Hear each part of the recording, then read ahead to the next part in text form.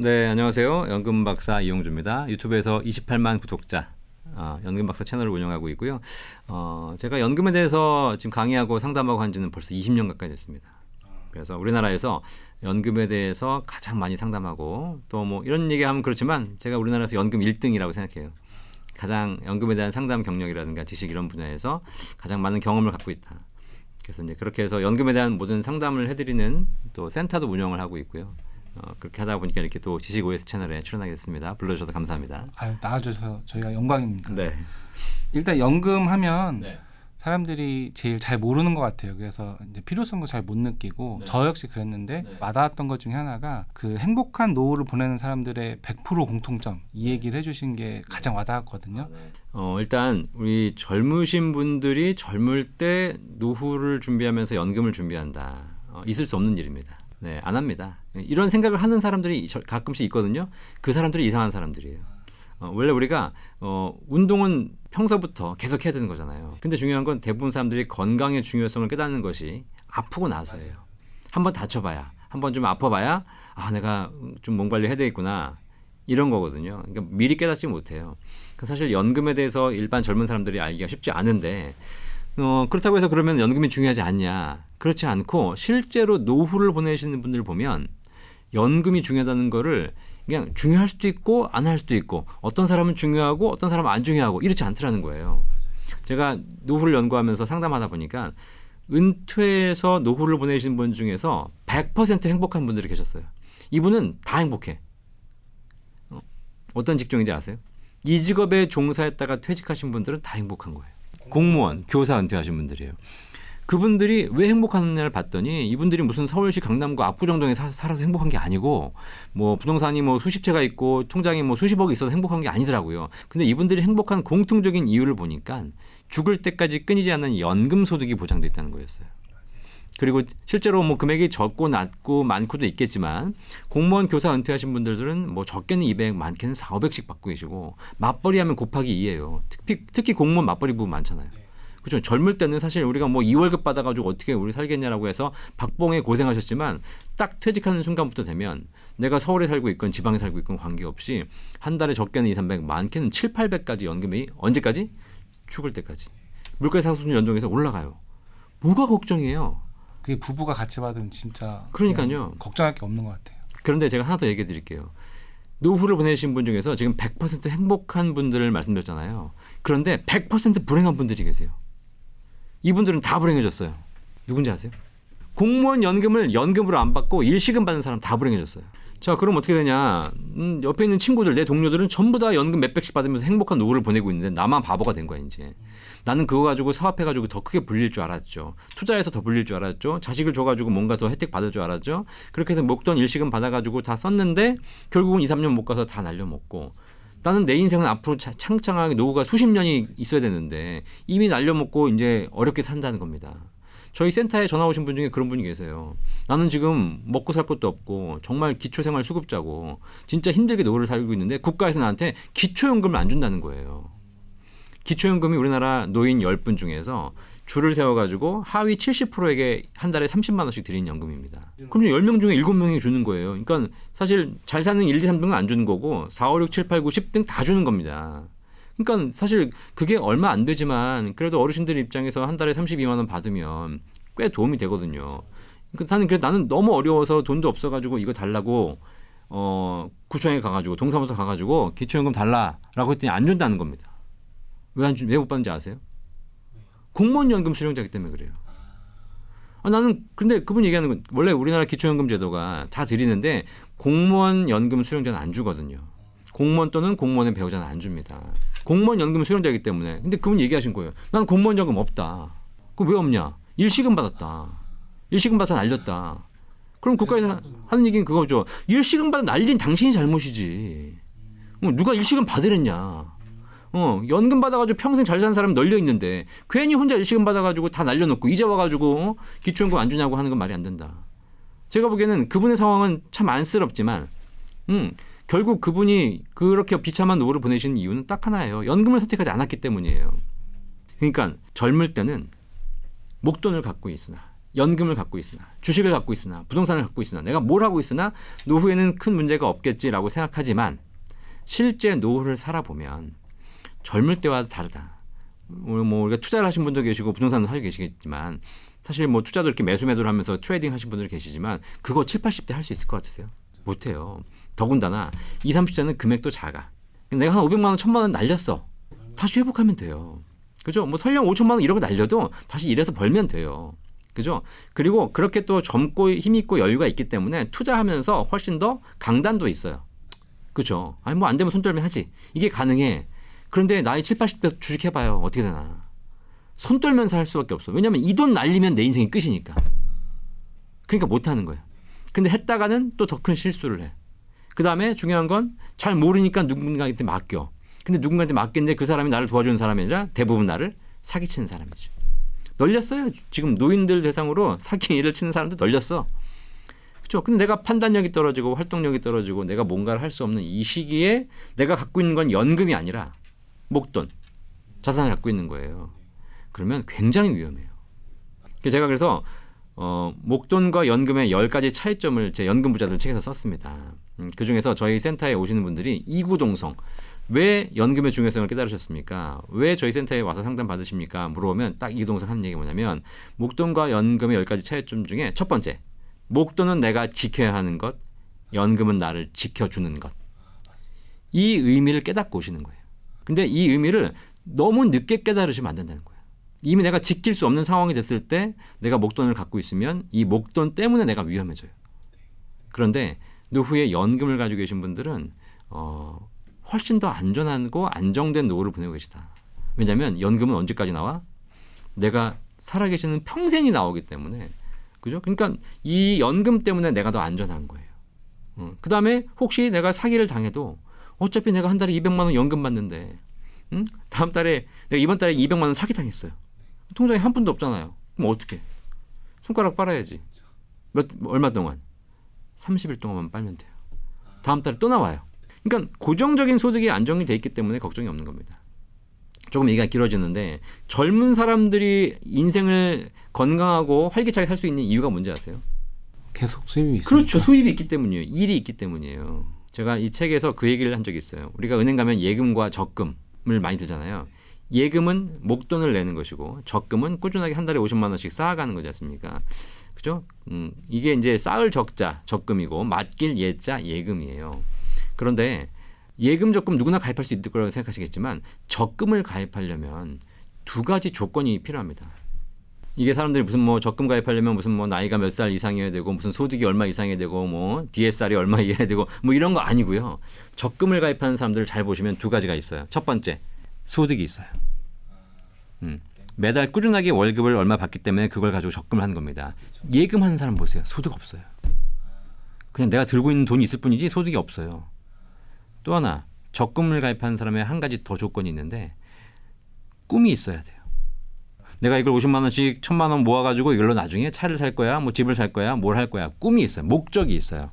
근데 예금하는 사람 보세요. 꿈이 없어요. 돈을 1억을 예금을 하신 이유가 뭡니까? 그냥 둘 데가 없어서. 혹시 금리 높은 거 없어요? 수익 높은 거 없어요? 이 사람들 머릿속에는 이걸 가지고 그냥 어떻게 조금 더 불릴 생각만 하는 거 있는 뿐이지 그걸 가지고 내 인생에서 뭘 해야겠다는 꿈이 없어요. 근데 우리가 뭐 이 경제 프로뿐만 아니라 모든 프로에서 얘기하는 거잖아. 인생에서 꿈과 희망, 미래가 없는 인생. 얼마나 불행이에요. 그렇죠. 그래서 목돈 가진 사람들이 인생의 노후에 점점 더 불행해진 이유가 그거예요. 내 인생에 내가 아무것도 준비하는 것도 없고 꿈도 희망도 없고 그러니까 맨날 무슨 얘기만 해? 옛날 얘기만 하는 거죠. 왕년의 내가 말이야. 왜냐하면 미래에 대한 꿈과 희망이 없으니까. 그런데 목돈 가진 사람은 그렇게 과거지향적으로 살지만 연금을 가진 사람들을 보면 노후에도 희망적으로 살아요. 한 달에 500만 원씩 죽을 때까지 끝까지 나오는데 그럼 나는 이 돈을 가지고 내가 뭘 할까 이제. 어차피 이번 달에 다 써야 돼. 다 써도 어차피 또 나와. 들어오니까. 네. 목돈 가지고 있는 사람들의 제일 고민이 뭐냐면 통장이 10억 아니라 100억이 있어도 쓰는 걸 못 써요.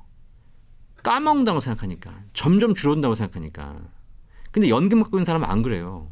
어차피 내가 안 쓰면 내가 필요 없는 거야. 나 어차피 날릴 건데 뭐하러 이걸 가지고 갖고 있어. 그냥 애지중지 할 필요가 없는 거야. 내가 1년 아니 한 달 중에서 28일 29일이 됐는데 연금 받아서 다 쓰고 났는데 아직도 통장에 100만 원 남았어. 어차피 다음 달 1일 되면 또 나와. 그럼 뭐 하시겠어요? 이걸 여행하자, 맛있는 거 먹자. 정 안 되면 어디다 기부를 하자. 정말 사회에 많은 걸 하면 살 수 있습니다. 그 모든 것의 힘이 소득에서 나오더라. 젊을 때는 소득, 노후에는 연금. 그리고 그것도 되게 와닿았어요. 그 빌딩을 가진 사람과 연금 가진 사람의 차이. 네. 그게 진짜 저를 확 바꿔놨거든요. 제 생각을. 네, 그 얘기도 좀 해주시면 좋을 것 같아요. 그러니까 이제 우리 부동산 관련된 책들에서 그런 얘기하잖아요. 노후에는 상가를 갖지 마라. 이런 얘기냐면 상가 통해서 부동산 월세를 받고 뭐 임대료를 받고 이런 거 다 좋습니다. 그것도 연금의 한 형태니까. 근데 차라리 내가 뭐 한 강남에 한 1,000억짜리 빌딩을 갖고 있으면 그 빌딩은 누가 관리해요? 내가 관리하지 않아요. 관리 업체에서 관리하지. 나는 그냥 앉아가지고 월세만 한 달에 몇 억씩 받으면 되는 겁니다.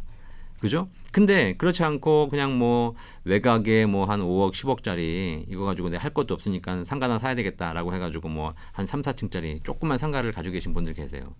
그 상가를 가지고 계시면 관리를 해야 돼요. 네, 피곤하죠. 그죠?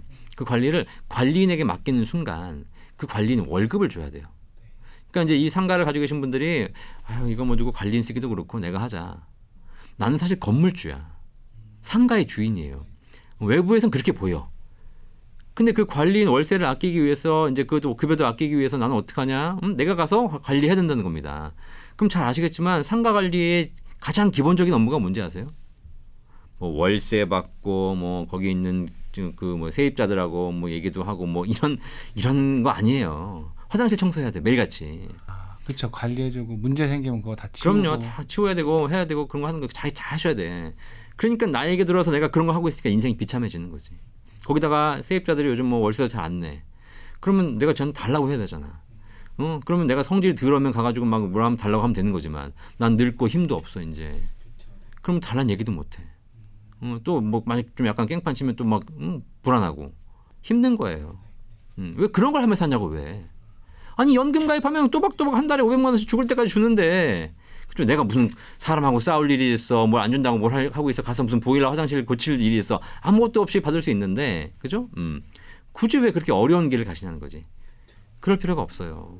노후에 또 마찬가지. 지금 뭐 상가 빌딩 얘기도 제가 드렸지만 더군다나 노후에는 또 몸이 안 좋아지면 치매에 걸려요. 치매라는 질병이 뭐죠? 기억력이 안 좋아지는 거잖아요. 치매는 완치가 안 돼요. 점점 안 좋아져요. 그러면 내 인생에서 치매에 걸렸다. 그럼 내 인생에서 가장 기억력이 좋은 시점이 언제야? 오늘이에요. 오늘보다 내일이 안 좋아지니까. 근데 내가 통장에 수십억이 있어. 뭐 집이 몇 채가 있어. 그죠? 제가 항상 강의할 때마다 하는 얘기가 있어요. 여러분이 재산이 지금 통장에 얼마가 있는지 모르겠지만 굉장히 많이 있다고 치자. 근데 중요한 건 그 통장에 있는 그 자산, 그 부동산이 기억이 안 나는 날이 온다. 상상해봤냐? 상상 안 해봤다는 거예요. 그걸 상상하는 것이 노후 준비의 시작입니다. 내가 지금 갖고 있는 수많은 자산들이 기억이 안 나는 시점이 온다니까. 그리고 지금 적지 않은 사람들이 기억이 안 나서 고생하고 있잖아요.